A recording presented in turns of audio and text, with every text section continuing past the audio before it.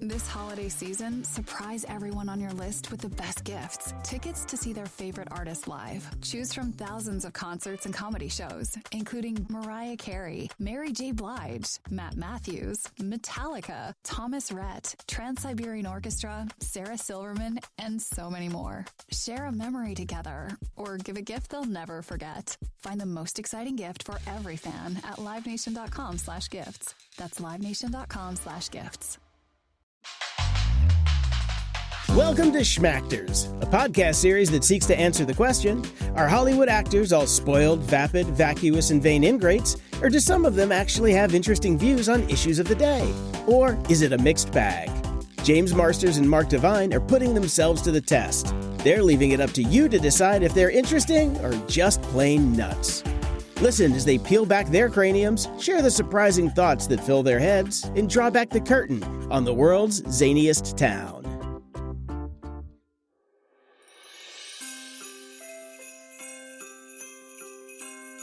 Have a holly jolly Christmas, and in case you didn't hear.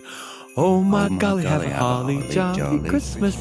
It's Christmas. It's the holidays. It's Happy Hanukkah Christmas. and Kwanzaa, and everyone is tasting snowflakes on the tip of their tongue, and they're brewing wassail, whatever the hell that is, and they're hugging each other. And they're sitting out in their car good. away from their family, crying and smoking a cigarette. But And they're like driving ferociously because they have to get enough presents so that everyone knows that they love them, and they are cutting people off on the freeways who are also trying to get stuff to tell people that they love them, and it's the best time of the year. Yeah, it's the most bestest. And if you didn't get enough presents for everybody, you're feeling guilty about it because you put it off. Gee, I got James so much, and he just gave me this shirt that he gives his fans. That's, guess I give I you don't matter to a him. picture, a T-shirt with Spike on it every year. He wrote but it Bite fits Me, well. which he writes to everybody. And okay, well, I'll just hold this for another year. It's another picture of James. Don't know if I can ever go back to my in-laws again. I'll try to find an excuse. And how did that one person say that, knowing that would offend me? And I'll hold that until Thanksgiving. Happy Thanksgiving and Christmas, everyone. Yeah. What are you thankful for, James? Oh, wow. I don't care. Let's not go into it. I actually don't give a I don't mean to be rude this isn't a Thanksgiving special. It's a Christmas special. Okay. And I don't have to be thankful for anything on Christmas. It's about, what do I get? That's Christmas. What did Santa get me? Well, and I said to Jackson, I said, do you know what the true meaning of Christmas is? And he says, getting stuff. There we go. He's an American. And then we fist bumped and did the white person exploding fist bump. And I'm like, that's my dog. I will tell you, I remember when I was a very young actor and a very poor, I guess I was in Chicago, and I'd gotten my first, I spent all my money getting my headshots, right? Very expensive back then to do this. And I had them printed off and had no money left, not even for food very much, but I had my headshots. And so I was like, what am I going to do for Christmas? Because I was visiting my family for Christmas. I was like, I'm going to give everyone a picture of me. So I gave a headshot to all of my family. And I had nothing else. And the look on their faces, no, they were not. They were not excited, and it was just I gave pictures of me, and it was brooding, right? It wasn't like a smiling. There's our James. Oh no, it was me trying to look, brooding, smoky, and sexy at the same time. And he signed them all "Bite Me," but this was even before he was Spike, so he was just. I didn't sign them, thank God. I just remember thinking, I didn't read the room, did I? What was their reaction when they opened it? Oh, you little shit. They didn't feign like excitement. Like, this is wonderful, James. I think the first person did, and then the rest of the room realized, looking at the envelopes that they also had, that what was about to happen. And then one person at a time was going to have to figure out if they were going to lie effectively and say, this is such a surprise. I don't know. It was horrible. Just horrible. That's good. That's so just no shame. Just no shame. Not even a letter. didn't have any money. Yeah. Nothing else. Actually, if you don't want them, could I get them back? Because they're super expensive. Wait, gets even better or worse. So then I decided what I was going to give to everyone was my acting ability. So I was going to read The Christmas Carol for everyone. The whole thing. It's not a short book. Oh, and so they all crowded around because they didn't realize how long the thing was. And I started reading it. And I didn't do the work. I didn't prepare. So I was just cold reading the thing. And it wasn't very good. As cool and monotoned as you could. Oh, no, but I was at Juilliard at the time, so it was all with perfect very speech. Liz Smithy. So the only thing I could do was read it in perfect speech. And that's pretty much sounded like this. And Scrooge came in. Oh, God. I picture horrible. Your relatives, as they're listening to you, having your headshot. And I just picture like somebody's, like one of your uncle's fingers kind of outlining the edge of the picture, just, because they don't know what to do. Yeah. So it's one of those things like, there's a crumb there that's not there, but I'm going to do something with my hand. Yeah. And just then plan don't make my eye contact. escape. Yeah. How much do I have to listen to this before I can what they're say doing, my lie? They're practicing when you're done how to pretend how grateful they were that you did that. And they're practicing it in their heads. And just stole 2 hours of Christmas from everyone, telling them the story they've heard a billion times, much better. We couldn't have just watched the movie, James. Thanks a lot. You've ruined that story for the rest of my life. And there was 4 people left by the time I got to the end of it. Oh, God. I gave my family back in I guess it was the 80s, where they had these booths in shopping malls where you could go and sing a song and they'd record it for you on cassette. I can't sing at all, but I was convinced I can sing. And so Dad's favorite was the Eagles. So it was Desperado. And at this mall, you could hear the people singing. They put it on speakers so everybody, and at the end, the guy that you give the money to said, "Geez, you're really good. Are you a professional?" And I'm like, no, I'm not. I just, my father. And then I go into the whole story, and then I just gave that to them for Christmas. That's all I had. And they put it on. And I remember my father grabbing the skin under his neck as I'm going, "Desperado, why don't you come to your," whatever. It was so bad. I just remember him pulling on the fat of his neck, that skin, and rubbing it until it was red. Where he's like, he goes, "How did you do this?" It wasn't Why even did they like record this. Yeah. Who played the music? Huh. His thing was, well, huh. Yeah. And I just look back on that. I was convinced, this is going to be such a, I could see both my parents crying, Oh, God. Okay. So what was your favorite toy that you got when you were a kid for Christmas? Oh, you're going to love this answer. Remember? Yeah. It was the Star Trek. Okay. No more emails, everybody. I know it's Trek. I say track. Oh. It was the Star Trek Enterprise that I had all the dolls from McCoy to Scotty to Jim to Spock.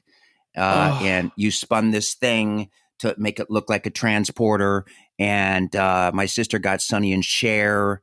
And so Sonny and Cher were on the ship too. And I was, just interested. I wasn't sure what sex was, but I thought Cher's the alien that Jim is just, my doll Jim was rubbing up. I never knew what it was, but I thought she's going to give everybody piggyback rides.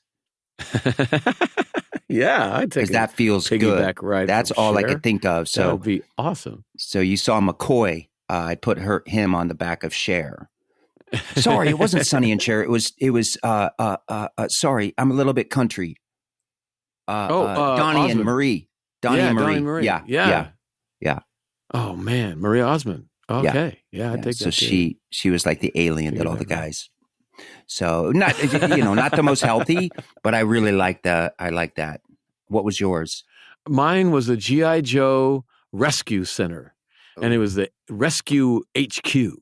And so this was during the Vietnam War when G.I. Joe suddenly wasn't going to war anymore. It was Rescue G.I. Joe. He had to look for other work. And you just had to go find people to dig out of a car or something. And it wasn't, I remember thinking like you knew what G.I. Joe was, and it was the cool days. You could fight World War II. Did he still have the fuzzy hair? Yeah, and the Kung Fu grip. Yeah. Which looked stupid until you used it. The Kung Fu grip was actually great. You could like hang them off of a ledge, and stuff like that. But I remember being like, well, I guess it's the best you can do these days. It's a rescue center. It's not the same World War II trench stuff that they say on the commercials, but okay. And then, but it was really cool. And it had like a little captain's chair that you could go up the pole and then see high up and scan the horizon for someone in trouble or whatever the thing was. And then my brother, he got the rescue copter, and that was amazing. There's a little button and you can make the thing rotate. And I just thought he got the better thing, man. Would you get jealous? Would you go downstairs and see what Santa left and go back upstairs and think your brother got more than you or your sister? No, we never did that. We waited till Christmas. Our mother was very vindictive, so I think that we wouldn't have gotten the presents. She would have burned them. Yeah, see that? You satisfied now? I'm just kidding. That just got dark. Oh. This holiday season, surprise everyone on your list with the best gifts. Tickets to see their favorite artists live. Choose from thousands of concerts and comedy shows, including Mariah Carey, Mary J. Blige, Matt Matthews, Metallica, Thomas Rhett, Trans-Siberian Orchestra, Sarah Silverman, and so many more. Share a memory together or give a gift they'll never forget. Find the most exciting gift for every fan at livenation.com/gifts. That's livenation.com/gifts. So I have a question for you. You guys just talked about the best present you ever got. What was the best present you didn't get that you really, really wanted, but was just not under the tree that year? A Houston Oilers football helmet. I don't know why, but I didn't get it. And Santa failed me on that day because I told Santa that. And I didn't tell anybody else. And Mom said, "What's wrong with you?" And I'm like, he failed me. And then Mom, my mother was a little angry. She has her mental stuff for sure. I remember being on the phone at Sears with the Sears catalog. And she said, "Sparky, do you still want this damn thing?" And I'm like, that's the moment that my brain said, I'm like, wait a minute, Santa told Santa that. Oh, wow. Now she's angry and she's got the picture up, but they don't have it in stock, whatever that means. And do I want it? And her tone was, I better say no. So still to this day, they don't even have the Houston Oilers helmets because they're a different team. I wanted it from Santa Claus, not from my angry mom. Oh, my goodness. Because he said, you got it. You got that, Mark. You got that, little Sparky. Absolutely. That's what Santa said. So. Oh, bastard. Speaking of belief in Santa Claus. So I am very proud of what I did with my kids. So they would ask, is there a Santa Claus? Right? And they were like, between 5 and 10, the questions start to percolate around 7, 6, 7, 8, 9. Is there a Santa Claus, Dad? Is there a Santa Claus? I'm hearing stuff at school. And I would always say the same thing. Do you want there to be a Santa Claus? And they would be like, yeah. And I would say, there's a Santa Claus. I'm not lying to you. I'd look them right in the eye. There is definitely a Santa Claus. And then right around age 10, they said, when I asked the question, well, do you want there to be? They said, I want the truth. And at that point I said, okay, I'll give you the whole truth about this. I'm Santa Claus. Oh. I am your Santa Claus, and I've been giving you all of these gifts. The bad news is I don't have magical reindeer. The good news is I'm not going anywhere, and the gifts are still coming. That's nice. But, yeah, and by the way, all of that thanks that you had for Santa Claus, it can come home where it belongs, right here. Yeah. And because they were ready for that, and I really do think it's around age 10 that someone's ready for the truth. Yeah. They were fine. They were fine. And I was able to couch it in a way that wasn't a betrayal. You know? They didn't just start bawling, crying.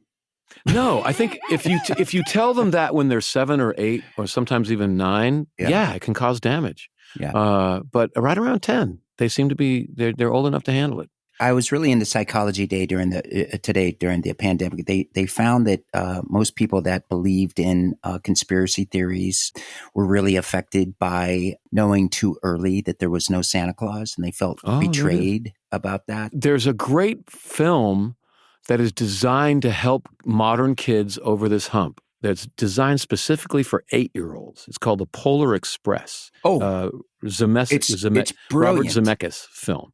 And Tom Hanks plays a bunch of different characters. And it's specifically for an 8-year-old who's having doubts. And I just remember this film so well because it came out for the first time right when my son was 8 years old. And he was starting to have doubts. And we went to see this, and it helped so much. Give him those extra 2 years of innocence and magic, you know. And so I would anyone that's got a kid that's starting to doubt, show them that movie. Well, that's like one of our movies that we watch. You know, that's what they showed at school, at Jackson's school. So, but he's 5. But let me tell you this: I'm already failing at this because I was telling him about Spider-Man is the end all and be all for him. Yeah. And I was telling him about how Pa, my father, we call him Pa, told me that Superman, was born in Kansas and he worked at the newspaper at the Kansas City Star. And I was so confused because I was like, wait, he's real? And Dad's like, well, yeah. And so Jackson, I told him that story and he said, so Superman can do all of this stuff. Is he real? And I said, no, Superman's not real. Yeah. And then there was a pause. And it's me driving him to school. And he said, what about the others? Spider-Man, Thor. Started listening to him. I just said, yeah, they're real. They are. Yeah, at least you saved Marvel. I don't know. You flushed DC for him, but you saved Marvel. Yeah. Good save, Dad. Yeah. I don't know. I remember people will believe what they want to believe, like my dad, my son went through a period where he wanted to know if I could beat up, can you beat up Superman? Can you beat up Goku from Dragon Ball Z? Yeah. Can you beat up blah, blah, blah, blah, blah, on and on and on. And one time I just said, it was about Superman. Could you take Superman, Dad? Could you take him? And I said, well, he's just a piece of paper. I'll just rip him up. No, Dad, I know that. But just if he was real, could you take him? And I was like, no, actually. I mean, he can punch a planet and crack it in half. I can take a normal guy. I probably might even take 2 on a good day, but, not Superman. And his face just fell in terror. Oh, because you're in that stage of my dad can beat up your dad. Yes. It's that whole thing that boys go through. Man. And I just scooped that ball right up off the ground, so to speak. And I was like, I'm just kidding. I could take him in a heartbeat. And then he was happy again. Yeah. And so I really do think that kids will believe what they want to believe. And I think that Santa Claus falls into that category. It sure is fun playing Santa Claus, though, dude. I have a video of us putting out the cookies and carrots for the reindeer and the milk. And I was playing Dance of the Sugar Plum Fairy, which was like a reverb, and it's this beautiful thing you can find on YouTube. Oh, it's just beautiful. And so all the lights are off, and I have Jackson his eyes were so wide, like, I can't believe this is happening. And I said, now we got to go. We can't come back out here. We will leave these. And he's just like, okay. Like we're doing. Wait, and you're dressed as Santa at this time? No. I'm just the dad. I'm like old Bob Hatchett or whatever, okay. and Cratchit. And it just going through that with him was like so cool. Awesome. I never played Santa for my kids. I missed that one. I could try it now, but they'd never buy it. They're 28 years old. Well, I didn't play it necessarily. Well, you know what I mean? To go down there and then to see like him just explode with like for Easter, we'd even give him stuff. And God, hold on. I want to make sure he's not listening to this conversation. Okay. Wow, we could just ruin your son's childhood right now. I have something for Christmas. I can complain about something. Yeah. Okay, so I'm an actor, and so the whole thing about being an actor is you're hungry all the time. Pretty much, I'm hungry except half an hour after I eat something, and then the rest of my day, I'm hungry. So I've been hungry for 25 years. So come Thanksgiving, Christmas, New Year's, this is the feast time, right? Disregarding the fact that pretty much in America, at least, it's a feast 365 days a year. We feast all the time. Yeah. We feast so much that when it comes to what we call the feast time, we have to actually hurt ourselves to feel like we've had a feast. Right. You know? Yeah. So I can't afford to feast like this every Christmas. I'll gain 5 to 10 pounds, then I spend the rest of the year trying to take it off. It's just not professionally responsible. So I'm always like one slice of turkey and a piece of celery, and my kids are just like, "Don't you love us?" Yeah. And then they get old enough to cook, and like suddenly one of them has baked a pecan pie, which now I have to eat the pecan pie or I don't love my kids. And now they're old enough where it's they separately, individually, they have come up with a game to play, which is get dad to blow his diet. Yeah. And this is how they have fun. Can I get him to just, for no reason at all, take in 5,000 calories? Can I do that? And that's how they tell me they love me. Oh my God. Food is how love. do you think that I paid for college? By not eating things. Yeah. And it's not easy. And now after oh my God. Yeah. So Christmas is a bit of a dance for me. Yeah. I can see you on an exercise bike while eating pecan pie with a Benjamin Franklin wig on saying, "Don't you kids get it? I'm an actor." And I don't know why that image came in, but like, and you're sweating and you're trying to hold on the Benjamin Franklin wig. It's part bald, It's the gravy. I make the best garlic gravy, guys. Oh, it's dude. so good. Hold on. White gravy, and it's so good. Hold on. Wait a minute. Oh, so many Now, calories. you were shooting a movie in New York, upstate New York, and you were on a diet. And I said, I want to be on your diet too. Yeah. And you said, we're going to go and I'm going to make this, we're going to get this chicken, just a small chicken. And I make a garlic sauce with it. And so we get garlic, and then I think you use 4 sticks of butter, and then we would dip the chicken in this quote unquote garlic sauce. And I'm like, damn, I could get used to this diet. And I think we had it every damn day. Yeah, the idea was just to drizzle a little bit of it on for flavor. The whole thing. Me too. And then I saw you do that. I was like, oh, heck yeah. And we're just dunking it. And we put on about 5. We put on about 10 it was so horrible.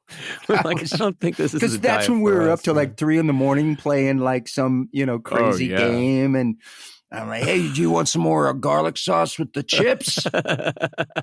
Just like ballooning up in front of each other's eyes. Yeah, God, that's what I like. There you go. Good times. That's the Marsters diet. Oh, God, those are the days. Jason, do we have a question from someone else other than ourselves for this beautiful Christmas memory that we're forming? We do, but I was just remembering last year, and I was trying to get you to come out to Thanksgiving at our house. You're like, no, I'm just going to stay home and not eat and be an actor and watch football. Chew my knuckles. Yeah, so I showed up at your house later in the afternoon with a giant piece of what we had called, since we're American, the pie cakin', which was a pie inside of a cake inside of a kraken, I think. But you looked at me like scratcher. You looked at me like I was the first piece of meat that you had seen in 10 years, because you looked at it and you're like, that is a beautiful thing you've brought me. But in the other eye, I could see that you just wanted to eviscerate me with your fists because I knew that you were going to be wearing that Benjamin Franklin wig on your exercise bike for the rest of the day. So Completely. Like, I want that.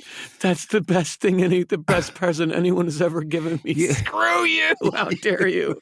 And I asked you the next day, I'm like, so did you, I figured I'm going to close the door and he's going to have the wherewithal and the self-control to take it and just drop it right into the trash can. No, the next day I'm like, well, did you try it at least? And he's like, well, I ate the whole thing. Of course. That's the art of it is don't have it in the house. Just don't. Yeah. If it's in the house, I'll eat it. You're going to have little bits. It's gone. Yeah. After Thanksgiving, I like it once everything's refrigerated, and then the oddity of going to bed and thinking I'm hungry, and then going down to make a turkey sandwich with cranberry and stuffing and the green beans and mash it all together and think, well, this is going to be better at midnight. And then that starts the spiral all through Christmas of the efforts of, you know what, why not? Let's do it. Yeah. Now I'm going to see if I can get that Ozempic. Is that what it is? Yeah. I'm reading some good stuff on this. You know about this? Yeah, it cures everything. It does everything. Cures makes everything. You smart. Yeah, it's like... I just think you're going to find out that it turns something inside out. You know, like 20 years, they're going to find out that it just does a number on your whatever fallopian tubes or something. No, my prolapse rectum, where I'm like, that's the only thing. You stuff that thing back up there and you're good to go. You know, or even at that age, like let's put on some astronaut. Yeah, I'm scared. Diapers. I'm scared. I'll be honest. I'm scared of Ozempic. I just it's too good to be true. It's going to cause cancer. Yeah. Do you know what I want to have before I die? What? I want to have that thing that they serve the football players at the game. Which is like a grouse inside of a fish, inside of a turkey, inside of a dog, inside of a cow, inside of an elephant. Like the John Madden thing. Yeah. Yes. What is that thing? Yeah. I always want to say tofurkey. It's not a tofurkey. It's not a thing. No, that's in California. What's it called? Turducken. I want a turducken because every time you see someone have a turducken, they're like, oh, that's so good. And I want it from the people that make it. They used to make it for John Madden. Yeah, like there's a certain company that does it I want one before I die. Like I'm going to retire from acting and I'm just going to go get myself a turducken and I'm not going to share it with anybody. I have a feeling it's being sent right now by one of your many fans. I'm not retired yet, guys. Yeah. No. Get your Benjamin Franklin tofurkey this year. Keep acting. Yeah. Here's the thing. No matter what people are going through, I think there is something nice about I like even living in New York. No place is better to spend Christmas than in New York City. It's just stunningly beautiful. I find that people were all kind to each other. The chestnuts. I've never had smoky chestnuts like that in any other city. They'd be out roasting on like an open fire on, Broadway. Yeah. Chestnuts roasting on an open fire. If you've never had that, that's the best thing in the world. They're so good when it's freezing, the snow. For $1.50. I also want people to maybe just for, the season that we can all get along because I know it's going to be hard sometimes for families. And I think this Christmas more than any, I think that we should love each other. Yeah. No matter what, no matter who.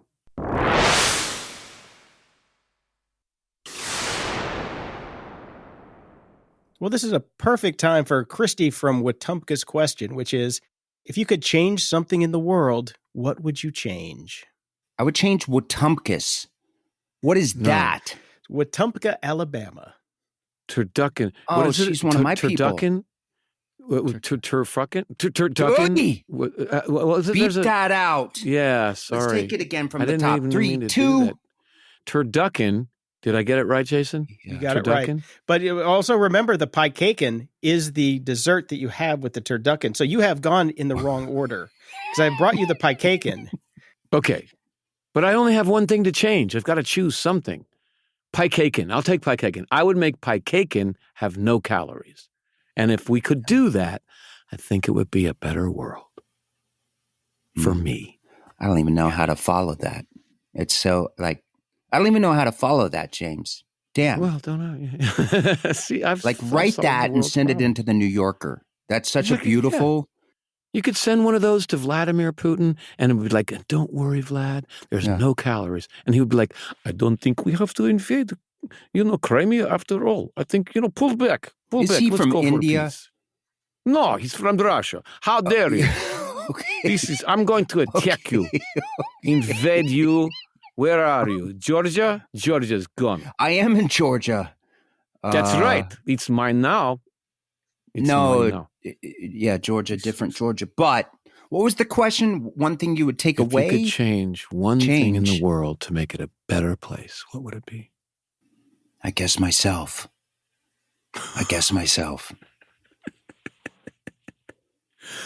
See, hold on. Can we take it again? No, you can't get better. No, because my voice didn't do it. The pause. Okay, do it again. One thing to change in the world to make it a better place. I guess myself. Was that bad? That was great. No, that was absolutely perfect. Can you add like pause after that, Jason? Yeah, and the little jingle bells behind it, and then take off my laughter so that we can pretend that we're serious about that. I swear to God, Jackson, on his birthday, he really takes those wishes seriously, where he closes his eyes, takes forever before he blows it out, And then he said, I want to share with everybody what I wished for. And we said, okay, and this is in front of the whole family. He goes, I wish for world peace. And I'm like, shut up, dude. Where did you hear that? And everybody else is like, Jackson. And I'm like, shut up. Because I think I followed it with like, good luck. Good dad. That's great. Because he says these things like, have you ever seen Clifford? That Martin Short plays, just this weird. He plays like a 9-year-old boy to Charles Grodin. It's the most bizarre movie you could ever see. You're talking about a big dog. No, okay. I've never seen that. He's a little boy and is played by Martin Short. And he goes, oh, this is the most bestest day, father. And Grodin is like awesome as Grodin, just saying, well, can you just act like a normal kid? And he's like, all I want is just, the only present you need to give me is just hugs, and send all Jackson will say, like, when I'm like, if you could have anything for Christmas, what would it be? He's like, do you know, I got a question from you. So am I old enough to play Ebenezer Scrooge yet? Yes. If I screw up my face, you think I could do Scrooge? Yeah. Put them all in. You can't see this at home, guys. I can. I'm screwing up my face, and I think I've got a good Scrooge face. Yeah, Put them all in the poorhouse. Yes. What do you think? I like it. I like where you're going with it. Yep. It's not there yet. Okay. But I like it. What about a fake nose? Jason, could I do it with a fake nose? That always fixes everything. Everyone thinks you're a good actor if you have a fake nose on. Yeah, we can hook you up. Yeah? Yeah, that's better. What you're doing, that face is better. Yeah. Who do you look like? Charles Grodin, of course. You look like Henry Kissinger. And really? God, would he be great in that role? Right? What the ghost of the Christmas past? Why? Who did I do this to? Why would you say this to me? Why? I think that's Kissinger. I don't know. Kissinger is Ebenezer Scrooge. Could you see him headlining? I so could. How they just started bringing in random people on Broadway. And he wouldn't understand why he was cast. Yeah. And he would be perfect for it. He'd be getting standing ovations. He's like, I don't get it. Why is everyone believing this? He'd just wear his suit. There wouldn't be a costume. I brought about peace between China and America. Why do people buy me as Scrooge? I would think could be Tiny Tim. And they'd be like, no, you're perfect. Standing ovations. Oh, man. Can I tell you, our one big trip was always to Branson, Missouri. And they had The Shepherd of the Hills. It's a play that's been going on there for 50 years. And I used to think the greatest actor was this, 20-year-old actor playing this old man. And he would do the whole, and he'd be shaky, the whole time to show that he's old. And I remember even as a kid, I'm like watching him, see if he's still going to shake when he doesn't have the lines. And sure enough, he didn't shake. And then he'd like do something to his nose because it was an outdoor theater kind of thing. And the way he just did with his nose didn't look like an old man at all. And I'm like, that guy's not old. That guy's not old. Like the gray paint over his like perfectly smooth, dark hair and made me mad. Like at 8. But at one time at 5, I thought he's amazing. That guy's amazing because he'll fall down and stuff, as an old man. And there's nothing more funny than watching an old man fall. But then when you realize, he's a young guy playing an old man, not as funny. Yeah. Get a real old man and make him fall. See, the thing is, I think I'm too old for Bob Cratchit, but I'm not old enough for Scrooge. Yeah. So I'm kind of, I don't think I'm going to be doing. You know how Christmas much Carol tickets are to go and see that here in Atlanta? $50. No. $200. $200. What? Wow. I want to take everybody to the Nutcracker. Same thing. $150. I'm like, I want him to experience theater and the Fox Theater where they premiered Gone with the Wind. Super okay, this cool. is what you do. This Yeah. is what you do. This is what I did to go see Broadway when I was poor. You just hang out at intermission and mingle in, because everyone goes out to the sidewalk, and you just kind of mingle in, and then they ring the bells, and the audience goes back into the theater, and then, this is very important, go to the bathroom. Yeah. And pretend to go to the bathroom if you don't have to go to the bathroom, but go in there at least and wait for everyone to sit down, and then kind of blithely walk in and just kind of pause to see what seats, because everyone sat down at that point, and you just kind of pause to see, and you just sit down and hope that no one else went to the bathroom. It works 95% of the time. You can see the second half of any show. So I'll just tell them, like, just stand behind me. I know what I'm doing. Katie, don't yap. Jackson, you got to stay. I know it's cold. Yeah. You're going to like this. And I'll explain the first half. It's free. It's free. Exactly. Or you could just tell him it's the whole play. Don't even tell him there's a first act. He won't get it anyway. Take him to Hamlet. He's not going to understand anything anyway. Yeah. That was Tony Randall used to have a theater that you could, if like, he was so cool because like you'd pay $15 on Wednesdays to go see the matinee, and they were great. You'd be doing Ibsen, you'd do Dollhouse, all these great classics, and there was nothing better when you're a broke actor to pay $15 and just sit down and watch theater. So cool. Yeah. Jason, do you have any more questions we can answer? Any more wisdom we can give you? No, I have an answer for one of your questions. You asked if you were old enough to play Ebenezer Scrooge. Oh, yeah. And I went and saw Patrick Stewart do a one-man show of A Christmas Carol back in 1996. Oh. Okay. He was only 56 when he did it. So you are ready to go. Okay. Yep. Okay. I like that. And was he a believable Scrooge? He was extraordinarily believable. Okay. Yeah. Yes. Did he have a fake nose? I was in the cheap seats, so I really couldn't tell. Bet he did. I bet he had a fake nose. Yeah, it's all about the nose. You put a fake nose on, and you are that guy. Olivier always had a fake nose. He really did. They couldn't keep the nose off that guy. He'd play Hamlet. He'd be like, "I need a fake nose." No, not for this one, dude. No, you're good to go. This is Hamlet. No, I need a crook in my nose. He did. He loved that nose. Yeah, he was the greatest actor I can't roll in my the history R's. of acting. I can't do that. Laurence Olivier, of course. He was the worst film actor, actually. My God, so bad. Well, he figured that out. Yeah, and it's in his book. He talks about why it was so hard for him and how embarrassing it was. Wuthering Heights. I'm glad he realized it. Yeah, he was great on stage. He was too big. Man, he wasn't able to bring it down. Yeah. He just didn't understand that all the things that he knew about stage didn't serve him at all in front of the camera. Anyway, Merry Christmas. Merry Christmas, everyone. Laurence Olivier's corpse. Yeah. I hope you have a good Christmas now that you've learned your lesson. So it's in the spirit of giving. Eva wants to know, if the art museums of the world offered you the choice of one piece to take home, what would you choose and why? And in this case, size does not matter. Whoa. Wow. One piece of art? What is the size? Doesn't matter.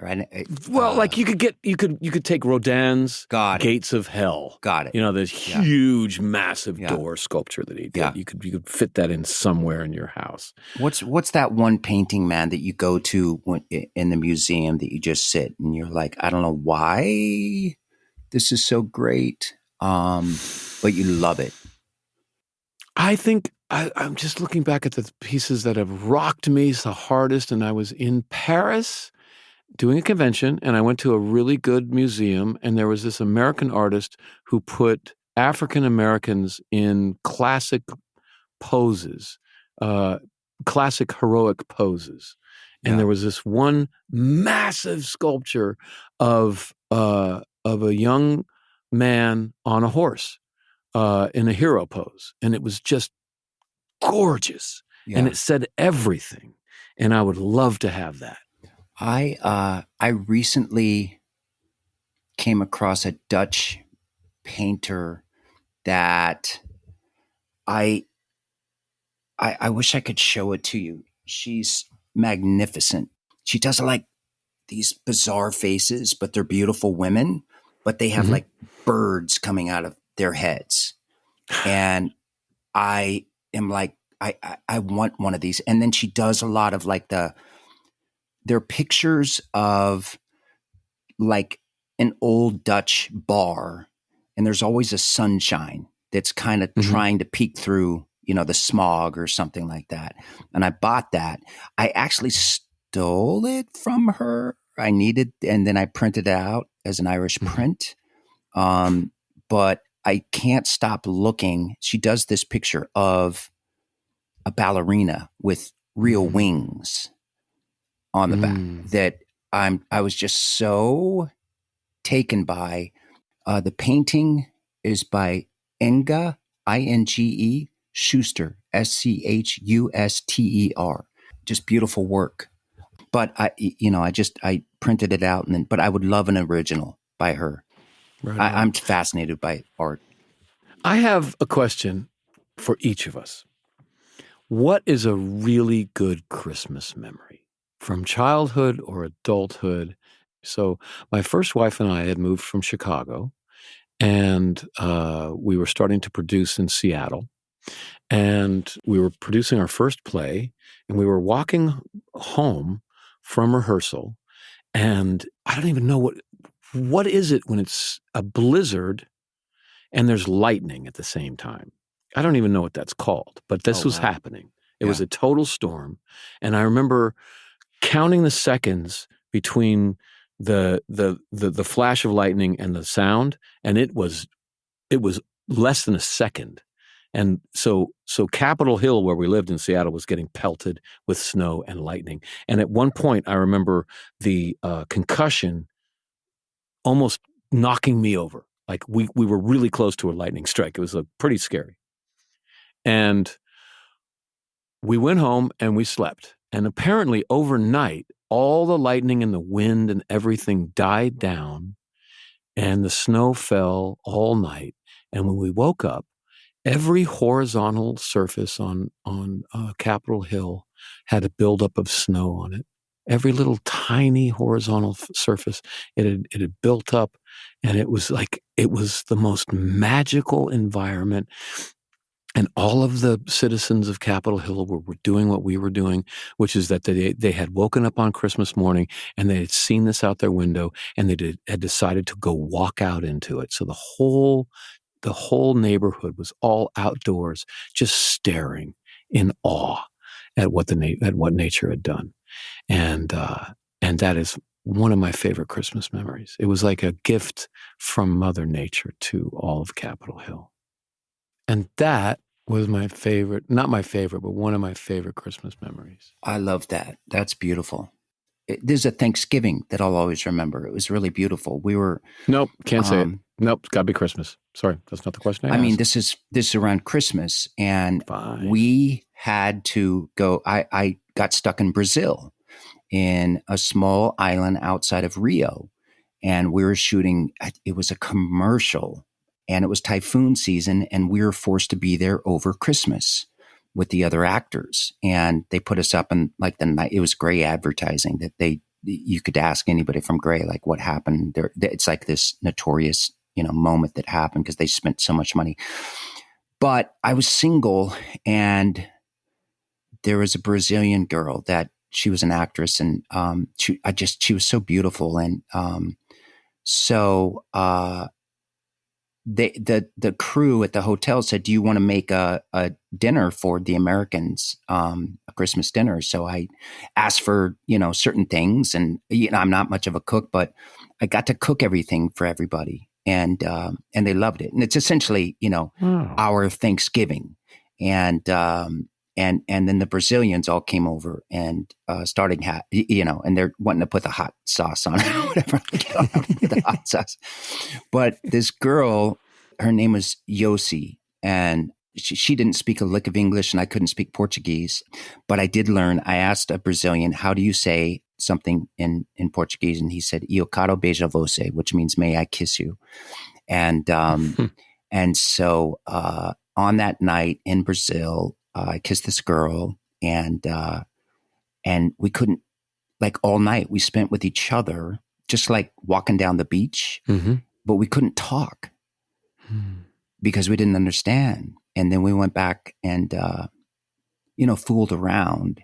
And then I came to find that, she was married, had some kids, and, but I didn't want to interfere in her family or any of that stuff. So, I never spoke to her again after that, but I hope she's doing well. But it was just kind of a nice Christmassy, beautiful sort of, That's a beautiful story. Jason, what do you have? Do you have a good story? I remember when this was the year after the Atari 2600 came out. It's not as spicy as Mark's, but it's not spicy. It's romance. The cartridges that they would put under the tree, you could tell what they were because they were all the same size. And I was spending the Christmas with my cousins. And what we would do is once we could tell the new game got under the tree, we would wait for the parents to go to sleep. We would take an X-Acto knife and slice open the box, take the game out, and play it all night long. And then right before the sun came up, we put it back in, tape it up just like it was. And then on Christmas Day, when we got all the new games, everybody in the family was amazed at how good we were at these games that we just got. Double win. And we just wowed everyone with our amazing skills with the Atari 2600. Never told anybody, and would just high five each other under the table. We're just like, we're good. Did you get E.T.? Never got caught. Did you ever play E.T., Yar's Revenge, the Haunted Mansion, or the Haunted House? Have you watched the documentary on E.T.? Yeah, it's great. Really good. Because I actually liked it, but it would always get stuck in the pit, and you could just see, like, they're just throwing this shit together. But it's a great documentary on the making of that thing, and them just like, I don't know what we're doing. All right, whatever. That's brilliant. I love that. Getting one over on the family for Christmas was one of my greatest memories. Yeah. Well, guys, I think this has been a wonderful holiday for me. Yeah. And I hope that we have given people a nice reason to smile. And I hope that everyone gives each other a hug. I'm giving you a virtual hug right now, Mark. Virtual Jason, hugs. I miss your smells. I haven't ever smelled you, Jason. Well, I found that to be true after the pandemic. We would meet with guys on the Zoom, and then I saw them in real life, and I'm like, oh, he's got pores. I see pores, and he has a smell to him. So I realized everybody has, their own unique smell. I have never been told that someone misses my smell. So, Mark, that is a it's my Christmas gift I will take through the holidays. If you could put that in a bottle and send it to Georgia, P.O. Box 3949. Okay, then I can just open that thing, sniff it, all over it. Yeah, you're like, yep, that's Merry James. Christmas, buddy. This is for me. Yeah, thank you, guys. Merry Christmas. God bless you all. Merry Christmas. Merry Christmas. Thanks for listening to Schmactors. Join James and Mark next time for more pointed pontification on the topics of the day. Do you have a burning question that you just can't wait to have the guys answer? Well, then head on over to schmactors.com and send it our way. If the answer won't get them canceled, we'll add it to the queue. And if you have a friend who you think would enjoy the show, use the share button in your podcast player and send it to them directly. Trust me, it'll make their day. Signing off for James and Mark, this is producer Jason. Until we meet again. This holiday season, surprise everyone on your list with the best gifts. Tickets to see their favorite artists live. Choose from thousands of concerts and comedy shows, including Mariah Carey, Mary J. Blige, Matt Matthews, Metallica, Thomas Rhett, Trans-Siberian Orchestra, Sarah Silverman, and so many more. Share a memory together or give a gift they'll never forget. Find the most exciting gift for every fan at livenation.com/gifts. That's livenation.com/gifts.